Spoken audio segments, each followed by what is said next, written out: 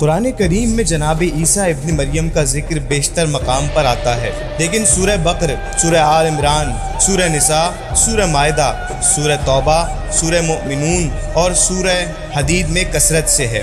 جناب عیسیٰ علیہ السلام کا خاندان زہد و تقوی کے اعتبار سے ایک امتیازی شان کا مالک تھا۔ آپ جناب داؤد علیہ السلام کی نسل میں سے تھے۔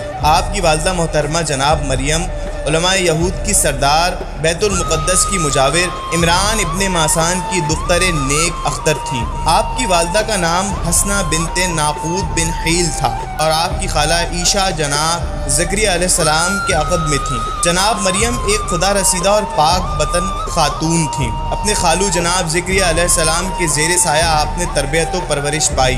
آپ اکثر مسجد میں مصروف عبادت رہتی تھیں۔ آپ کی بزرگی اور زہد و تقوی کا یہ عالم شہر میں مشہور تھا۔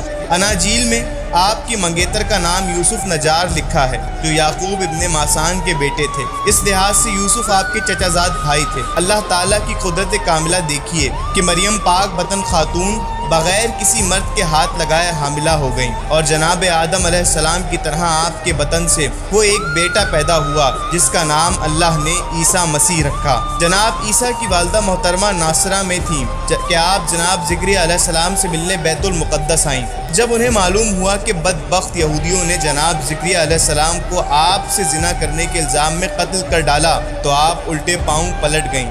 ابھی راستے میں ہی تھی کہ آپ کو درد زا شروع ہوا اور بیت المقدس سے 6 میل دور بیت الحم کے قریب کھجور کے ایک درخت سے ٹیک لگا کر بیٹھ گئیں، اور وہیں جناب عیسیٰ علیہ السلام پیدا ہوئے۔ جناب عیسیٰ علیہ السلام کی زندگی فقیرانہ عنوان سے بسر ہوئی۔ آپ کی 30 برس کی عمر تک آپ کے ماموں جناب یحییٰ ابن زکریا علیہ السلام کا سکہ نبوت رواں رہا، اور اب اس کے بعد آپ منصب نبوت پر فائز ہوئے، اور زیادہ سے زیادہ 3 – 3.5 برس تک آپ ایک نبی کی حیثیت سے بندوں کے درمیان موجود رہے۔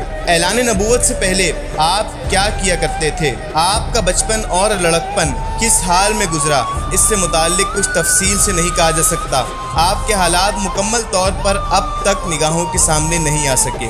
قرآن حکیم نے بڑی بے جگری کے ساتھ یہود و نصارہ کی مسلمات کو چیلنج کیا اور صاف کہہ دیا، اور نہ مسیح کو قتل کیا اور نہ پھانسی دی، اور لوگوں کو دھوکہ ہو گیا۔ فریق ثانی کے خیال میں قرآن حکیم کا مطلب یہ ہرگز نہیں کہ جن لوگوں نے مسیح کو سولی دیتے ہوئے دیکھا انہیں دھوکہ ہوا۔ در حقیقت وہ سولی نہیں تھی، بلکہ مطلب یہ ہے کہ چند آدمیوں نے مسیح کے دشمنوں سے رشوت لی اور انہیں آبادی سے دور کسی جگہ لے گئے۔ وہاں پہنچنے کے بعد جب مسیح غائب ہو گئے تو ان لوگوں نے وہاں سے آ کر مسیح کے دشمنوں سے یہ واقعہ چھپایا اور ان سے یہی کہہ دیا کہ ہم نے انہیں قتل کر دیا، اپنی رشوت کے دام کھر لیے۔